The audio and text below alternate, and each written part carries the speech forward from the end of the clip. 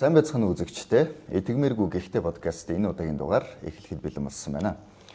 Амьдралд итгэхэд хэцүү, итгэхэд эсвэл амархан зүйлс өчнөө байгаа. Гол нь бидний асуух ёстой нэг асуулт бол эдгээр нь үнэн үү гэсэн асуулт. Энэ үнэн гэсэн шалтгаан дээр л бид нар итгэх үгүйгээ шийддэг. Тийм ч учраас эдгмээргүй гэхдээ подкастаараа бид нар эдгмээргүй асуултуудыг зочноос асууж, харин зочин маань энэ үнэн үү гэдэгт хариулдаг байгаа.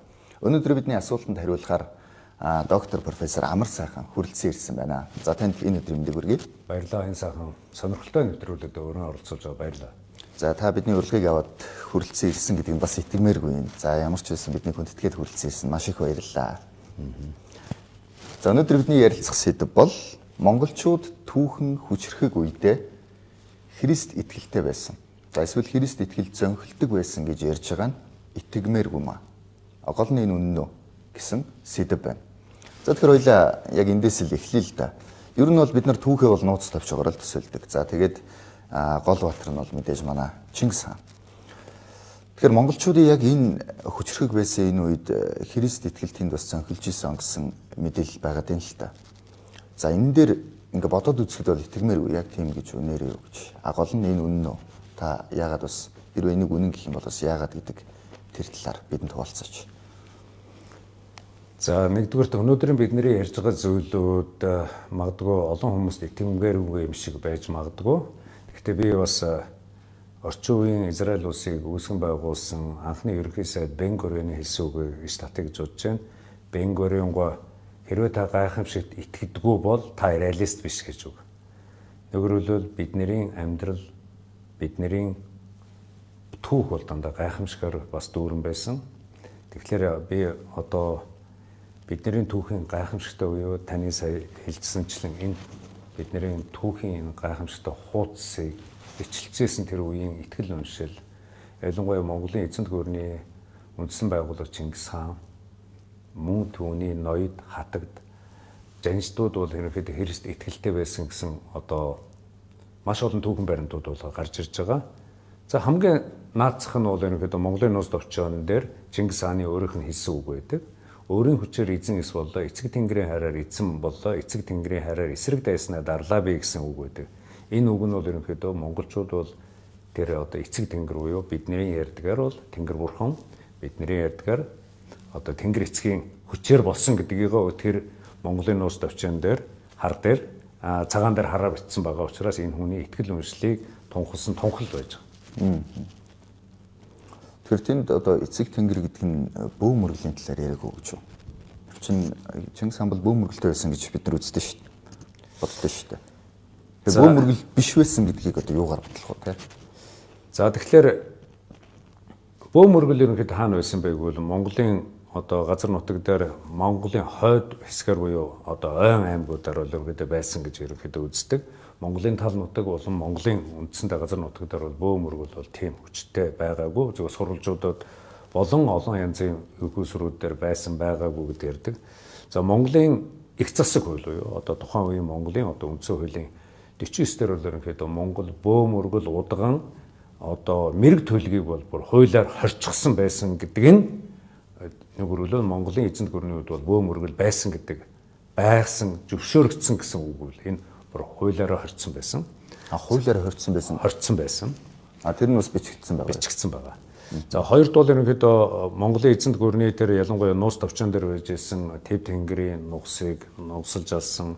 За тэгээ бүр нарийн яриул Монголын эзэнт гүрний үед бол тэр олон бөөгийн одоо холбоотой материалууд бол ерөнхийдөө Монголын түүхэн дээр байхгүй байгаа.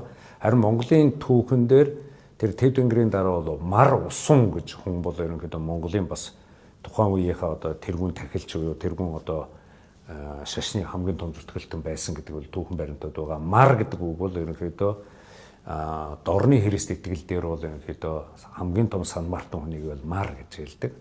Эсвэл мар савма юм уу мар одоо хинч гэдэг юм. Тэгэхээр мар усан гэдэг нь бол тухайн үеийн Монголын одоо Христ буюу итгэлийн хамгийн том одоо сан мартан байсан гэдэг нь түүхэн баримт дээр байж байгаа. Тэгэхээр бөө мөргөлдөө Монгол тухайн цаг үед холбогдож ирсэн тэр зүйлүүд байхгүй. Мэдээж саяны хэлсэнчлэн Монголын нууц товчон дээр бол эдгээр зүйлүүд гарч ирсэн. Гэхдээ нууц товчон бол магадгүй 1860-70 оноуд бол Палладо Карпаро хятадын одоо номын эзэн хааны номын сангаас Монголын түүхэн баримтуудыг Монгол галгийг хятадаар буулгасан тэр баримтыг аваад орчуулад дараад нь Орос илүү гаргаад явжсэн номон дээрээс магадгүй мөрөлдөө болгосон тийм байхыг үгүйсэхгүй. Гэхдээ бид нар бас энийг дахин гүнзгий судлах хэрэгтэй болов гэж бодож байна. Тэгэхээр та олон их сурвалжуудыг үндэслүүл гэж бас ярианда дурдаад байна л та. Ямар их сурвалжуудыг үндэслэв? Жишээ нь нууц төвчөө биш юм бол. Ер нь яг 2024 оноос ялангуяа Монголын түүхийн их сурвалжуудын маш олон янзын одоо олон улсын хурал зөвлөгөөнүүд болж байна.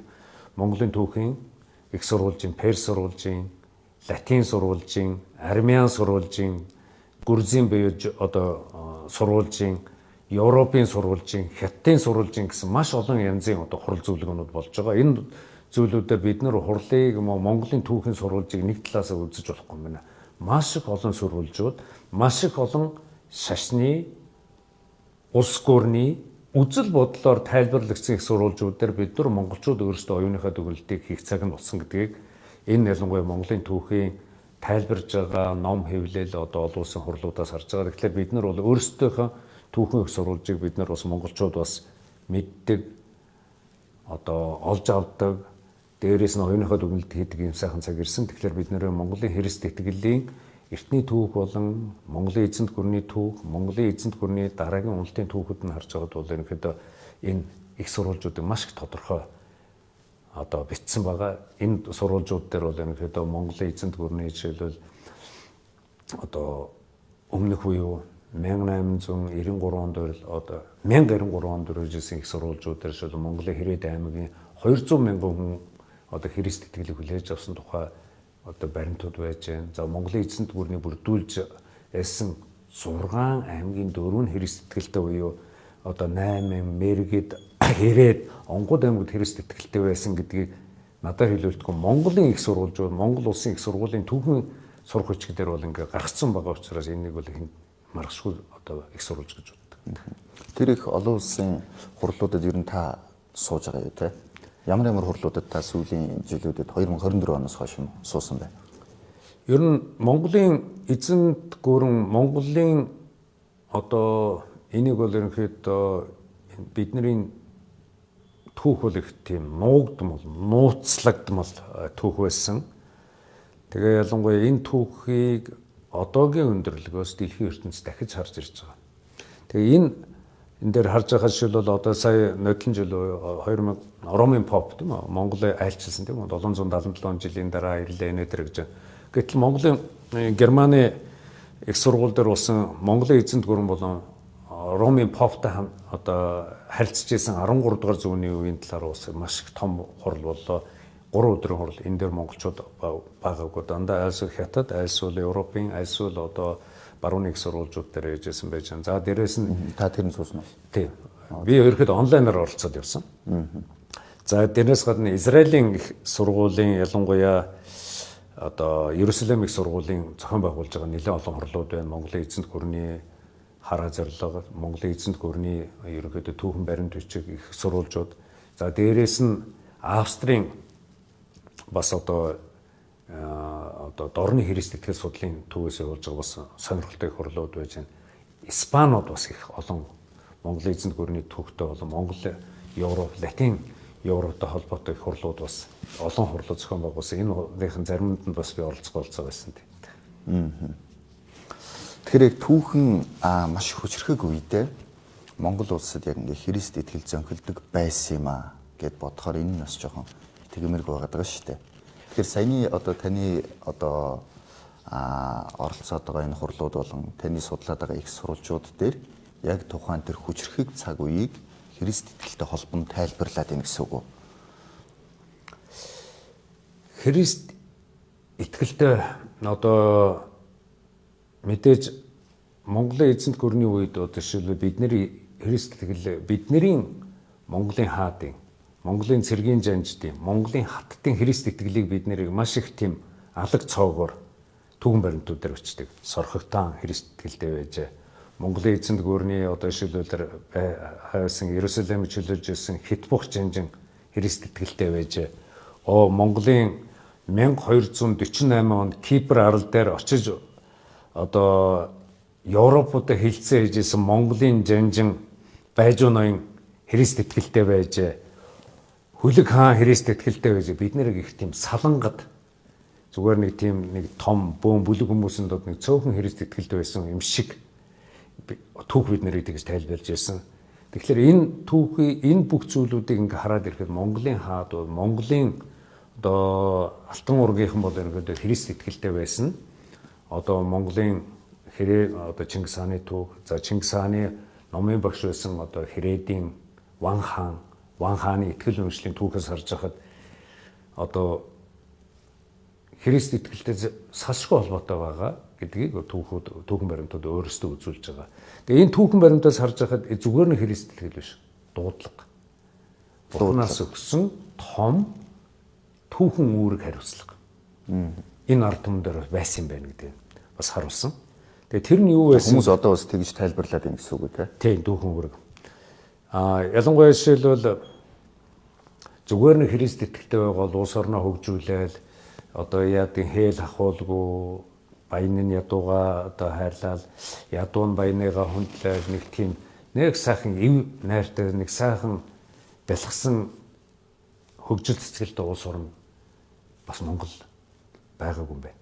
Энэ улс орн чинь дэлхийн ертөнцийн инх тайван дэлхийн ертөнцийн дээр бурангуй шашнуудыг байранд нь авч тавиад тэнд байж байгаа хавчигдчихсэн Христ итгэлтэй хүмүүсүүдэд хөгжил дэвшил шинжлэх ухааны хөгжил дэвшлийг урьдчилуулах тийм дуудлага энэ ард түмэнд байсан учраас өнөөдөр бас олон одоо ном хэвлэл хурал зүйлгүүнүүдээр монголчууд чи ийм түүхтэй байсан юм уу, ийм дуудлагатай байсан юм уу, ийм зүйлүүдийг хийсэн юм байна уу, ийм одоо пөөх түүхэн үүрэгтэй байсан юм уу гэдэг хүмүүс ярьж байгаа. Би энийг одоо юу гэдэг зүгээр нэг Монгол ийм дуудлагатай байсан юм аа, инээ тэр гэж яриаггүй. Энэ дэлхийн ертөнц энэ хүмүүс тэгж дүгнж байгаа учраас энэ ард түмэн том дуудлагатай ард түмэн байсан юм аа гэж би бас одоо дүгнж хэлж байгаа. Тэгэхээр яг тэр том үүрэг хариуцлага зорилгын яг та нэг дурдлаа те зарим одоо энэ бурангуй шишнүүдийг байранд нь тавих гэж илүү деталь одоо тодорхойгоор ярил яг ямар одоо тийм түүхэн үүрэг хариуцлага байсан гэж хүмүүст дүгнээд юм одоогийн судлаачид. За тэгэхээр тухайн Европын буюу ер нь дэлхийн ертөнцийн одоо нөхцөл байдлыг тэр үед Америк төв юм Австрали төв байгаагүй тэр үед бол Африк төв юм бол нэг тал хувилд ерөнхийдөө нэгдсэн Этиоп болон одоо жишээлбэл Египт талгаа байсан болохоос урд хэсгүүд нь бол ерөнхийдөө бол тийм түүхэн баримтууд байхгүй. Гэтэл ерөнхийдөө дэлхийн төв буюу дэлхий гэдэг бидний ойлголт бол Европ, Евразь дээрээс нь одоо Африкийн хойд хэсэг байсан. За энэ цаг үеэр ерөнхийдөө юу болж ирсэн бэ бол 650-аад оны үед бол одоо исламын шашин буюу бидний ярьдаг латын шашин бий болж энэ маань одоо маш их хүч хэрхжиж дээрээс нь Европынхны хувьд бол ерөнхийдөө энэ үеийг бол Европын түүхчид бол өөрсдийнхөө түүхийг бол балар эртний үе одоо medieval age буюу харанхуй одоо үе гэж ярьдаг. Ийм түүхийн тийм нэг сонь цаг байсан байна. Тэгэхээр ислам нь алтан үе гэдэг. Ислам нь илүү хөгжиж, хүчрхчиж, төрж явж исэн. За одоо Европын хувьд бол баруун Европ, Латин Европ гэж ярьдаг байсан. Энэ Латин Европ нь илүү их одоо жоохон хаагдмал, боогдмал байжсэн. Энэ үед бол ерөнхийдөө тэд нар нь болохоор Христ итгэлтэй байсан гэсэн үг. Христ итгэлтэй байсан. Тэгээ энэ үед бол нэг онцгой үйл явдал болсон бол ерөнхийдөө исламын шашин хүчрхэж тусан бол ерөнхийдөө нөгөө исламын христийн шашны болон еврейн одоо шашны одоо хамгийн чухал байдаг Ерүсалим хотыг бол ерөнхийдөө одоо исламчуудад алдсан байдаг. Энэ бол 1090-ад оны үед бол Саладин гэж одоо исламын том жанжин бол ерөөсөө Ерүсалимыг асан. Тэгээ энэ Ерүсалим хотыг чөлөөлөхөөр европчууд одоо тэр загалмайтны дайныг зохион байгуулаад тэгээ дандаа үр дүнгүй дандаа ялагдчихсан. Тэгээд энэ цаг үед бол ерөнхийдөө хэний ч мэдэхгүй тэр дорны нэг жижиг уус том дуудлага аваад тэр хаа байсан Монголоос 10,000 км-ийн тэртээ байдаг Ерүсалим хотыг чөлөөлж байсан. Тэгэхээр энэ бол бас нэг монголчуудын нэг том дуудлагатай, түүхэн үүрэгтэй, түүхийн монголчуудын ярьдгаар илбэн тохиноолох тийм үү, тохиноолох дэлхийн ертөнцид одоо зөв world order гэж ярьдаг. Дэлхийн ертөнцид одоо шилбэл шин дэг журмыг тохиноолох үүрэгтэй нэг жижиг ард түмэн байсан, тэр нь Монголын ард түмэн байсан гэж үздэг. Тэгэхээр энийг одоогийн ер нь судлаачид анализ хийж ийм байсан байна гэж дүгнээд ийн гэсэн үг үү? Тий, өнөөдөр одоо энэ маш олон ялангуяа ковидын дараа л да. Ааха. Хүмүүс чинь бас нэг юм зав зайгүй одоо ялангуяа Европ тийм үү? Ялангуяа энэ одоо Middle East буюу ойрхон оронд энэ хэсгүүр орж энэ ерөөсөө энэ түүхийнхаа хувьцаа дандаа дайм байлдан хоорондоо үзэлцээр байгаад нэг ковид үеэр нэг завсралгаа аваад нэг бодоод үтсэн. Гэхдээ энэ нэг Монгол гэдэг хүмүүс чинь нэг ямар түүхэн дуудлагатай, үүрэгтэй, хариуцлагатай урд түмэн байна гэдгийг нэг сэрж гэлсэн. Гэхдээ энэ ард түмэн чинь зэрлэг бүдүүлэг явсан газараа дандаа юмыг устгаж сониож яадаг тийм ард түмэн биш юм байна. Энэ улсын чинь бурангүй шашуудыг устгаж зөв юмыг засаж залруулж байранд нь тавьж исэн тийм дуудлагатай ард түмэн байна. Энэ хүмүүс чинь зүгээр нэг тийм одоо утга учиргүй итгэл үнэмшил муутай балаа одоо бидний хэлдгээр одоо тийм зэрлэг бүдүүлэг хүмүүс биш юм байна. Энэ хүмүүс чинь соёлтой боловсролтой том дуудлагатай ард түмэн байсан юм байна. Хаа байсан одоо шилүү тэр Кипр ордоор монголчууд очиж гэрээ хэлцээрээд хаа байсан Монголын хаадуудаар Ромын попуудтай загтлын харилцаагаар дэлхийн World Order буюу дэлхийн шин дэг журмын талаар ярьж ирсэн юм байна. Иерусалимыг чөлөөлөөд альянс буюу эвсэл байгуулаад чөлөөлөе гэж маш олон захиа орлогуудыг хийж ирсэн байна гэдэг дэлхийн ертөнц одоо бидний талаар сэрж гэлж байгаа байхгүй. Монголчууд бид нэр эвсэл байгуулад энэ Иерусалимыг чөлөөлөе гэж ярьж ирсэн юм уу? Санаачлаад гэж бод. Тий. Энэ одоо Монголын хаадуудын бараг захиа болгон дэр. Тэр захиануудын их сурвалжууд бол байгаа. Бүх их сурвалжт нь байгаа. Дэлхийн хүмүүс өнөөдөр одоо энэ дэлхийн одоо шилбэл манай хар хорны музей доторч байж байгаа одоо шилбэл энийг бол нөгөө дэлхийн ертөнцид харах гээд харж чадхаа байгаад сонсохыг хүсэхгүй болсон байсан үед дахиад энэ сэрж ирж байгаа байхгүй. Тэгэхээр ер нь ковидоос хойш буюу 2021 оноос хойш Монголын талаар иймэрхүү судалгаанууд ирч авсан гэж үзэж болох уу? Тий. Тэгээд хурал зөвлөгөөнүүд ер нь их болоод байгаа юм биш үү? Хурал зөвлөгөө Монголын түүхийн холбогдлолтой маш их олон сайхан түүхийг эргээр тайлбарсан түүхийн талаар зөвөр харах гэсэн маш олон сайхан одоо номууд бүтээлүүд гарч ирж байгаа. Тэгээд тэдний ерөнхий анализ нь болохоор монголчууд хүчрхэг байсан үедээ тэнд бол Христ итгэл занхилж исэн. Тэгээд тэр одоо баг түүхэн үүрэг даалгавраар буюу одоо нэг өсөндөө та шулуух нар бол бурхны үүрэг даалгавраар энийг хийсэн гэж хэлэх гээд нь шүү дээ. За үүрэг даалгаврахаас илүү авсан дуудлага бие дуудлага гэж үг ашиглаж байна тийм. Одоо бид нэр христч хүмүүсийн бид нэг ялгаатай нэг юм бол болохгүй байгаагаа оцрож юмыг зөв болгох, юмыг засах, залруулах хүн болгон тийм байдаг тийм үү? Тэнд болохгүй байгаа магадгүй буруу одоо эмчилгээний арга магадгүй буруу хөгжлийн юмнуудаар хаа христч хүмүүс очоод янзлаад засаад өөрчлөлт шинжил авчираад явж байгаа түүхэн маш олон баримтууд байгаа. Яг тэр шиг л монголчууд тэр дэлхийн ертөнцийн байгаа болохгүй байгаа тэр Европын харанхуй үед нь дуусгал авчрах тийм үү, төгсгөлийн авчрах. Исламын одоо тэр шашны буюу хит их одоо шашинцсан тэр төрөлтүүдийг зогсоох. За тэгээд бүр нарийн яриул одоо Монгол зэргийн явж исэн одоо Солонгост очиж исэн тэр том алдартай буддын сүмүүдийн хүртэл Монголын цэрэг очиж бас шатааж тэр ном судруудын хүртэл одоо шатааж устгаж исэн. Энийг түүх ялагдагчнаар бичгтээ монголчуудын зэрлэг өдөөлөө соёл иргэншлийг устгах гэж ярьдаг. Тэгээд бид нэр энийг өрөөл явж ирсэн одоо харин дэлхийн хүмүүсийн нүд нь эгдэж байгаа учраас энэ монголчууд өөр түүхэн үүрэгтэй байсан юм байна гэдгийг ойлгож байна. Том зургаар нь харж дүгнээд юм гэсэн үг шүү дээ тийм. Итгэмээргүй. Нэрэлттэйг сонсоход итгэмээргүй л юм тийм. Гэтэ та болохоор эдгээр нь баримттай байна гэж яриад байна. Би ярианыхаа хамгийн түрүүнд хэлсэн тийм үү? Та гайхамшигт итгэдэггүй бол реалист биш гэ. Би боддог байхгүй. Өнөөдөр монголчууд 10,000 км-ийн цаана байгаа Иерусалимыг чөлөөлөх юм төлөө явсан. Энэ бол түүхэн баримтаар исламын түүхчид мэднэ, Европын түүхчид ч мэднэ, бид нэр энэ дээр өнөөдөр Википедиа юм бүх одоо интернетээр харахад монголчууд очсон юм шүү дээ. Юуны төлөө явсан юм? Бид нэр зүгээр юу хийж байгаа ингэж асуугаа тий. Тэгэхээр энийг зүгээр нэг тийм дайм байлдааны хинээтэй хідэн нөхдүүд очоод дай хийгээд яваад биш. Бид нар чинь түүхэн үүрэг, түүхэн дуудлага мэддэг ард түмэн тийшээ очоо явж исэн. Тэгээ энийг яг ялагчдаас нар өөрөөр тайлбарсаар байгаа бид нэр тэр түүхэнд итгээд бид нар чинь нэг л их тийм газар нутгаад хэлэх гэсэн дайны инэт уусууд байсан юм байна гэдгийг одоо хүртэл бид нэр заримдаа тэрэндээ итгэхэд байгаа. Тэгэхээр та ялагдагчд гэж яриад байгаа нь тухайн үед яг монголчуудад ялагдсан хүмүүс түүхийг одоо нөгөө өнцгөөс нь тайлбарлахыг их оролдгоо гэж хэлээд байгаа юм биш үү тийм ээ? Тийм, ялагдагчд буюу бид нар түүхийнхаа үед хүчтэй байхдаа яг бидний түүх бол ерөнхийдөө яг одоо хэрвээ манай одоо бас энийг үзэж байгаа хүмүүс бол Библиэлд бас үзээд яг ингээ Монголын түүхийг ялангуяа нууц товчоог ялангуяа хуучин гэрээтэй адилхан яг адилхан арга барилаар бичсэн байдаг.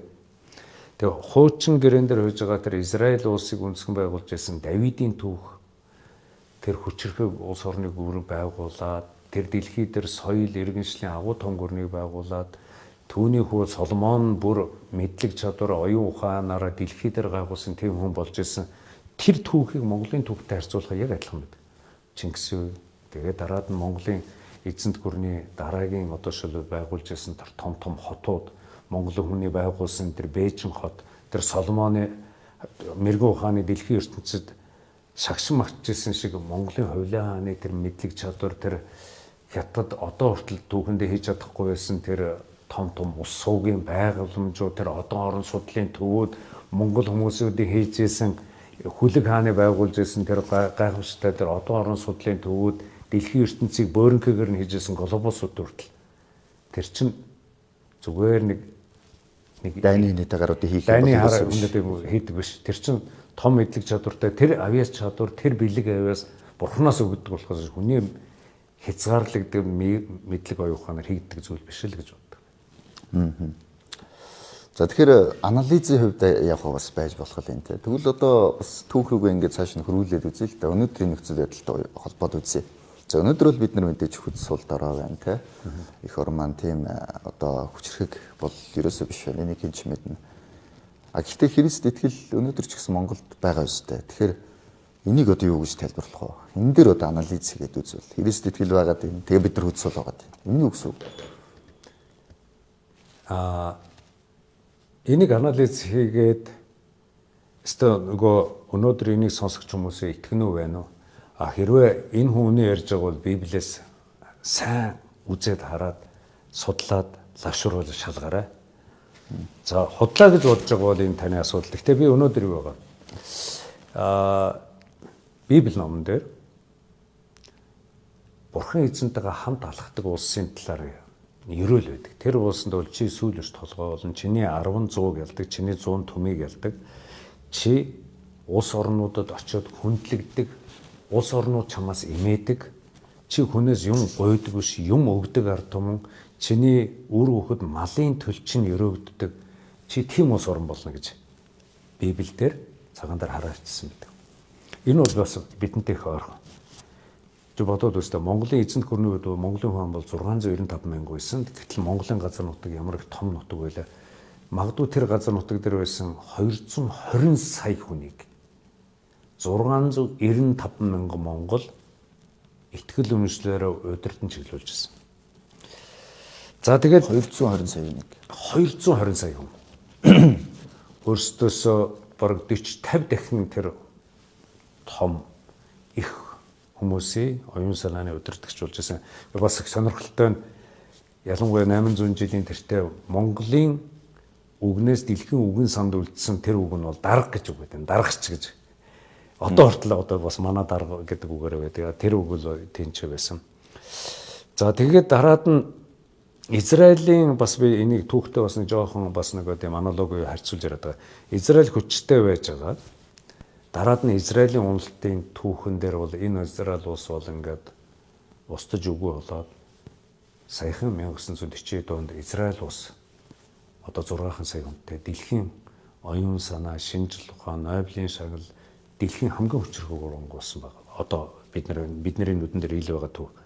Яг тэр шиг бас Монголын эзэнт гүрэн хүчрэхэг байж байгаад дараад нь унаж дороотод явсан нэг бидний хатуух ярихад бол ерөнхийдөө Монголын хувьд бол одоо төвдийн Гэлэгвагийн урсгал буюу энэ шарын шашин орж ирсэн түүхээс ахгуулаад өнөөдрийг саяхны хүртэл бидний түүх бол бидний түүхийн хамгийн хэцүү, хамгийн эмнэлтэй түүх л байдаг. Энэ үед бол монголчууд хоорондоо дандаа тэмцэл, хоорондоо дандаа дайсагнал, бие бинийгээ алж ядаж устгасан, олон монгол уулж хуваагдсан, 5 монгол өнөөдөр бид нар хуваагдсан байж байна тийм үү? Бид нар хойд өмнө Солонгос гэдэг байгаа. Гэтэл бид нар өөрсдөө 5 болоо хуваагдсан. 65 улсад монголчууд харагдсан. Монголын түүхэн дээр бол дандаа л хаадууд, ноёдууд хариу улсад очиж алагдсан. Монголын ерөнхийлөгчид, ерөнхий сайдууд нь Монголын өнөөгийн ч гэсэн одоо сайн явж байгаа хүмүүсээ бид нар татаж унгаадаг. Нөгөөр хэлбэл нэг тамийн тогоо шиг энэ түүх бидний амьдрал дээр өгч байна. Дээрээс нь манай улс бол зүгээр ингэж жишээ өгөөрэй. 500 сая доллар шилбэл сая монголчууд бет буюу одоо энэ мөрөдө тогоонд алдчихлаа. Сая олсон бүх мөнгө биднийд гадагшаа зарж өнөөдрийн эв тэмжингүй өнөөдөр улсаас урноороо ийм одоо мөнгө гуйдаг энэ цаг өнөөдөр бидний амьдрал дээр явж байна. А гэтэл бас 30 жилийн тэртээ юу монголчууд арчилсан улс болсноос эхлээд Монгол Христэд итгэл яг монголчуудын ойлголтоор харийн шашин орж ирж байгаа юм шиг боловч орж ирээд өнөөдөр Монголын хүн амын 2% хүрэхгүй хүмүүс нь христчэн итгэлээр яваад ингээд энэ хүмүүсээр чинь орж ирээд ингээд түүхөө үтсэн чинь одоо над мэд шиг хүмүүс нь үзээд чинь энэ улс орн ч хүчтэй үедээ бурхан эзэнтэйгээ хамт болгож ирсэн юм байна. А бурхан эзнээс болоод мод төмрөөр хийсэн бурханд үйлчлээд ирсэн чинь бид нэр ийм байсан юм байна. Би энэ хувьд бол түүхийн үнээр нь хэлэх ёстой. Тэгэхээр өнөөдөр бол монголчуудын хувьд бол 1-2% хүрэхгүй байгаа энэ монголчууд өнөөдөр энэ түүхээ мэдээд энэ бурхан эзэнтэйгээ хамт алхаад магадгүй хэдэн жилийн дараа энэ монголчууд 3.4 сая монголчууд бурхан эзэнтэйгээ хамт алхахад бидний хувьд бол энэ байгалийн энэ агаарын бохирдол, энэ төгжрөл, энэ авилгал хээл ахгүй, энэ үрзэл, энэ нийгмийн ёс суртахууны одоо доголдлууд энэ бидний ярьж байгаа энэ олон асуудлуудын шийдлүүдийг гарах замыг би одоо бурхан эзэн бидэнд бас өгнө. Тэгэхээр энийг талаар Библиэлд хэлсэн байдаг л да. Та нар хамгийн чухал эзний өмнө нэрэл гэмш. Бурханы өмнө заавал одоо өөр нэг газар очиж хэн нэгэн даатгаад бас ингээ байгаа газараа суугаад эзний өмнө би ийм байжээ, тийм байжээ, би гэмтэй байжээ, эзний өмнө нэрээ гэмшүүл энэ газар нутгийг бурхан өөдсөн өөрөө амлан эдгэнгээ амлсан учраас би энийг л монголчууд түүхээ мэдээсээ тэгээд зөв бурхантай залгадаасаа гэж хүсэж байгаа. Одоо яг таны хэлсэнчлэн яг тэгээд бодлоо гэхэд те дэлхийн бусад улсуудын одоо нөхцөл байдлыг савд үзье л та. Зарим Христэд итгэдэггүй улсууд ч гэсэн хүчрхэгэл байна. А зарим одоо жишээ нь итгэдэг гэж үзээд байгаа. За одоо европчуудыг хараад үзье л та. Одоо хүч нь улмаас сударч байна шүү дээ. Тэгээд эдгээрээс анализ хийвэл одоо яах вэ? Яг итгэл өмшил. Тэгээд тухайн улс орны одоо ерөнхий нөхцөл байдлыг ингээ бид надад хараад жишээл би ярианда хэллээ шүү дээ. Европын түүхэнд байж байгаа тэр 3-4-р зуунаас ахгүйла Монголын эзэнт гүрэн Монголын тэр одоо шилбэл Иерусалимын чөлөөлөх хүртэл буюу тэр 13 дугаар зууны хүртэл бол Европ дараад нь исламын төрөлтийг зогсоосны дараа Европын сэргэн мандлын буюу Европын нүдэн тайлагдж дэлхийн ертөнцийн шинжлэх ухааны тэр хүчрэг байсан үе нь бол Христ итгэлтэй холбоотой. За дараад нь одоо шилбэл 300 жилийн өмнө баг бид нар мэдэхгүй байсан Америк улсын өнөөдөр бий болсон хөгжлийн түүх, тэр улсын хөгжлөн цэцгэлэг түүхүүд нь бас Христ итгэлтэй холбоотой. 100 жилийн өмнө дэлхийн хамгийн ядуу улс орн байсан Солонгосын улсын итгэл үншил нь бас Христ итгэлтэй холбоотой. Өнөөдрийн хөгжлийн дэлхийд баг эдийн засгийн хөгжлөөр 8-д орж байгаа шүү энэ улс орн. Тэгэхээр би одоо юу гэдэг Христ итгэл гэдэг бол магадгүй тэр улс орон дотор бас зүгээр номинал буюу зүгээр шашинлаг хэлбэрээр байж болно. Гэхдээ тэр улс орны удирдагч нар тэр улс орны байж байгаа хүмүүс нь тэр удирдагч нарын төлөө их баригчдын төлөө залбирдаг. Тэднийг үнэхээр зөв мэрэгэн шийдвэр гаргаасаа гэдэг тийм залбирдаг улс орнууд бол хөгжин цэцгэлж байна. Зүгээр л одоо шил Европын одоо бол ингээ Европын уналтын буюу хүнд үеийн байж шүү дээ. Одоо шилбэл маш их одоо исламын шашинтай хүмүүсүүд тэр улс орлоо одоо дөрвөсөд одоо улс орноо хаяа тийшээ очиж одоо тэр улс орны одоо шилбэл итгэл үнэмшлүү асар их өөрчлөлт хийгээд өнөөдөр Европ ямар нөхцөл байгаа. Тэгэхээр нэг талаараа Христ итгэлийн одоо уналтын үе, нөгөө талаараас тэр улс оронд байж байгаа тэр хүмүүсийн бодлоо оюун санаа руу төрж орж ирж байгаа исламын шашны төрөлд. За бидний өнөөдөр бас энэ Азийн улс орнуудаар хавьж байгаа тэр хөлцөнгөө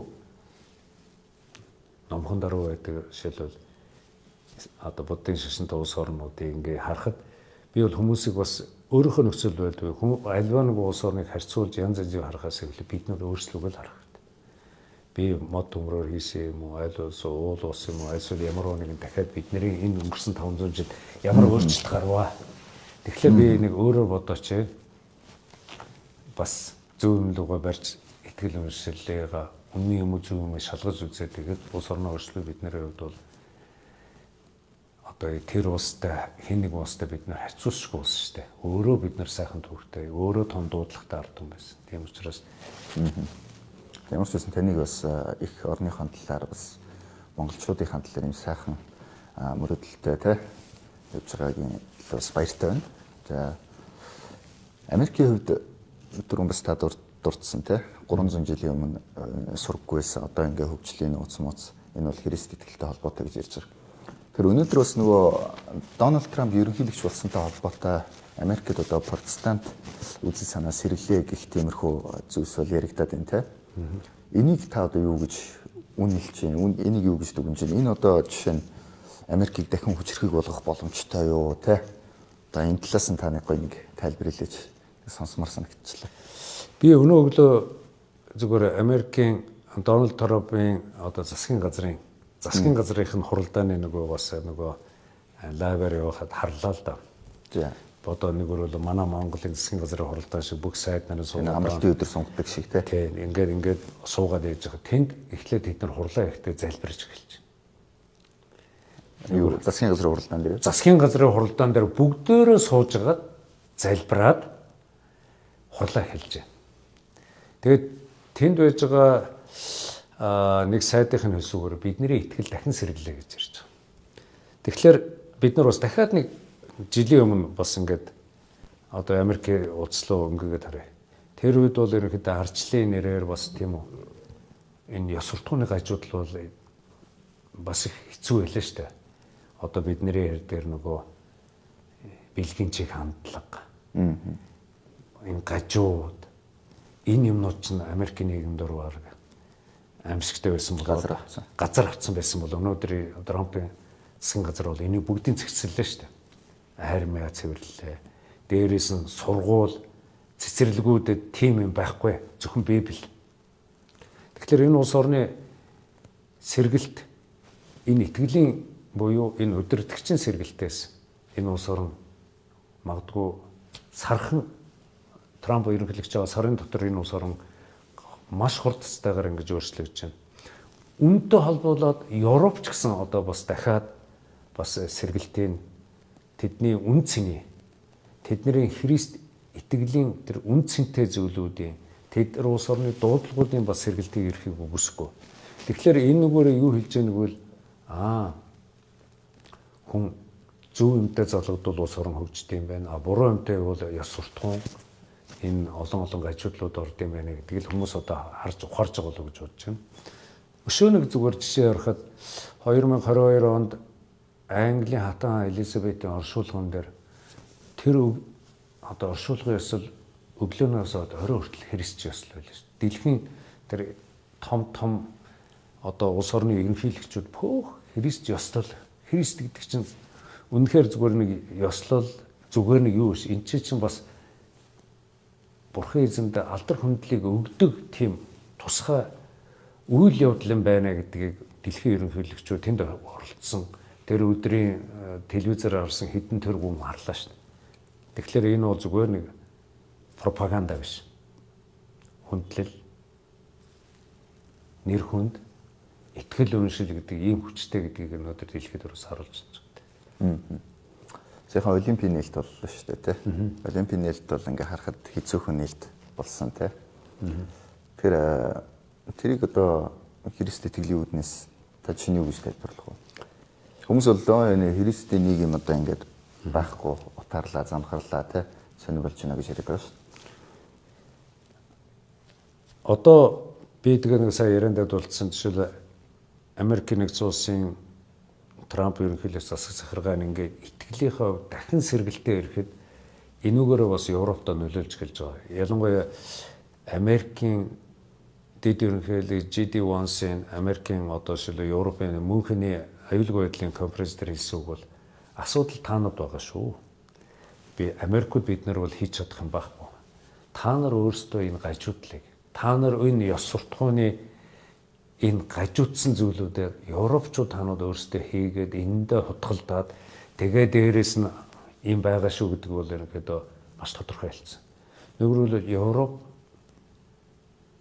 дотроосоо одоо илжрээд тэр олимпийнхаа нээлтийг тийм ой гутам тэгээ дээрээс нь одоо тэр улс орны итгэл үнэмшлөө байгаагүй харийн шашинд тэднэр улсууд итгэл үнэмшлөө дайраа довтлоод өөрийнх нь газар нутаг дээр тэр хүмүүсүүдийн дайрдаг, алдаг одоо аимшигтай дээр юмнууд бид нар сүүлийн хэдэн жил харлаа шүү дээ. Тэгэхээр европчууд та нар минь өөрөөсөө ухаантай байгаараа өөрөөсийнхөө итгэл үнэмшлийг сэргээгээр магадгүй тэр хүний хамгийн том мессеж бол европчууд таанууд бурхны өмнө өөрсдөө очиж эмших хэрэгтэй гэж том мессежийг хэлсэн болов гэж бодож байгаа. Тэгээ би Европын сэргэлт бол ирэх баха. Гэхдээ хожимдог болов гэж бодож байна. Гэхдээ бас Монгол улсын хувьд ч гэсэн бидний хувьд бол бас Европтой сэргэн мандлыг авчирсан тэр хүмүүсүүдэд тэр шашны эрхчлөлийг авчирхад монголчууд бас яг л одоо Америкийн хэлсэн шиг хийж байгаа шиг үйлийг бид нар 800 жилийн өмнө хийжсэн байхгүй. Тэр Америкийн дэд ерөнхийлөгч Европт очиод за одоо та нарт асуудал байгаа шүү. Та нар өөрсдөө наадхаа ингээ бодоорой гэд нэг өсөндөө европчуудыг айгүй тийм логиктойгоор хараад за та нарын одоо гол асуудал энд биш шүү гэж дүгнсэн байж шүү дээ. Зүгээр төсөөлөлтөй хоёлаа. Тэр хүн Монгол дээрээд өнөөдрийн бидний итгэл үнэмшил болоод бидний оюун санааны тэр нөхцөл байдал дээр нэг иймэрхүү дүгнэлт хийгээд хэлсэн бол юу гэж хэлэх байсан бол? Тэр үед хэлсэн бол магадгүй тэр том гүрний хүмүүс бидний түүхийг биднээс илүү сайн мэддэг. Монголчууд бидний түүхээ сайн мэддэггүй юу? Энэ нэг үг байдаг л да. Түүхээ мэддэггүй хүн тэнэглээ давтдаг гэж үг байдаг. Бид нар түүхээ мэдэхгүй, түүхээ зөвхөн 400 500 жилийн өмнөх түүх юм уу? Այսօр Монголын эзэнт гүрэн гэдэг нэг тийм хагас угс түүхээ яриад байгаа. Тэр хүн бидний энэ Монгол орны маань ямар түүхэн дуудлагатай, ямар их түүхэн үүрэгтэй улс орны тэр хүн мэдж байгаа учраас тэр хүн яриад монголчууд та нар дуудлагаас сэргээгээрэй л гэж хэлэх байсан баг. Хэрвээ зүгээр хөндлөнгийн шинжээч дүгнэх юм бол гэсэн үг. Тийм, тэрнээс биш одоо юу гэдэг нь за таны шарын шашиндаа сайд гэрэж гэдэг юм уу? Айлсвал одоо танаа юм гэж хэлэхгүй. Монголчууд та дуудлагаас сэрээрэй. Дуудлагын сэрдээ. Дуудлага дотроосоо биш харин монголчуудын хэллэгээр тэнгэр газрыг бүтээсэн бурхнаас л ирдэг болох гэж байна. Би бодоод үзэл хоёлаас монголчууд жишээ нь Христэд итгэлээ хэр нэг стратегийн хувьд яг зөв үү гэдгийг бас ингэ тооцъё л та. Бид нар ч одоо Орос хятадын дунд байна те. За одоо Христэд итгэлээгээд бид нар жишээ нь бидний одоо хамсаатнууд гэх юм уу те. Одоо хамтын ажиллагаа ер нь хаашаа ирэх үү, яах вэ хөө тэр талаар та ер нь юу гэж бодож байна? Энэ асуулт бол Монголын 3 сая хэдэн зуун мянган хүний асуулт. Бид нэр жижигхэн, бид нэр ядуухан, бид нэр өчүүхэн энэ том улсын дунд хавчуулагдсан халиуны зулжих шиг гэж бүгдээрээ тийм ийм сэтгүүтэй болсон. Энэ яагаад ийм жижиг сэтгүүд болсон бэ? Энэ өнгөрсөн 400-500 жил хоорондоо хагаралдаж тэмцэж бие биенийгээ татаж унгаж бие биенийгээ алж хятсаар байгаад ийм жижиг өчүүхэн сэтгэлтэй болсон. Лев Гумилевгийн хэлсэн үг байдیں۔ Энэ Монгол улс энэ нэг хоёр хөршүүдөөр дэлхийгээр өргөдүүлээд байхаар тийм жижигхэн өргөдүүлээд ямаар тийм ард түмэн биш шүү гэж хэлсэн байна. Нөгөөрөлбөл бидний мэдхгүй байгаа бүр түүхээс цаашаа харахад хятад ягаад ийм цагаан хэрэмгүй барьсан. Бидний мэдхгүй байгаа өнөөдөр ингээд Орос гүр ингээд байгаа энэ Орос гүрний чинь түүхийг хэн байгуулж хэм түүхийг бичлэлцэж энэ Орос гүрнийг өнөөдөр ийм үзэл бодолтой болгосон. Монгол Америк л биш. Лавлав өөр улс орн биш. Энэ бидэнтэй холбоотой. Тэгэхээр бид нар яг ийм бодолтой байвал бид нар ингэж жижиг нэрэл. Өнөөдөр бодоод үзтээ жижигхэн Израиль улс. Тэрийг тойроод өнөөдөр исламын шашинтай хэдэн зуун сая хүн байна. Тэр улс яана би жижигхэн гэж тэндээс айж байна уу? Дэлхийн хэмжээний бодож байна. Тэгэхээр өнөөдөр монголчууд бол Библиэр хэлсэн байгаа шүү дээ. Танаа 10 чинь 100 ялдаг, 100 чинь төмийг ялдаг улс орн. Тэрнээс биш бид нэр цөөхөн, бид нэр ядуухан гэ бид нар 695 мянган монгол 10,000 км явж тэр улс орныг чөлөөлдөг. Тэр дуудлага нь хаана очив? Тэр түүх нь хаана очив? Өнөөдөр бид жижигхэн хавчганаад байх биш. Тэгэхээр өөрсдийнхөө түүхийг, үнэн түүхийг мэд тэгээ зөв юмтайгаа залгаад тэгээ хараагаа том ав, зорилгоо мэд, дуудлага энэ улс орныхоо дуудлагыг сэргээл гэж хүсэж байна. За баярлалаа. Уул нь бол их л гоё ямагшмар сонсогдож байна. Гэхдээ одоо Орос Украины дайнаас бүгдээ анализ хийгээд үзэхэд украинчууд бас за бид нар бол одоо Оросыг бараг барчих واخа тий. Мэдээж яг монголчуудыг нөгөө христэд итгэнгүүт нөгөө хоёртойгоо дайн хийнэ гэж байгаа утгаар биш л дээ. А гэхдээ л украинчууд бас ингээл бид нар бол ямар ч байсан болчих واخа гэж бодсон болсонгүй шүү дээ тий. Тэр шиг одоо бид нар яг ингээ нөгөө бодит хөрсөн дээрээ буухгүй ч юм уу айгүй тийм идеал байдлаар их мөрөөдөл донд юмыг харах нь бас хэрэг зохимжтой юм бол.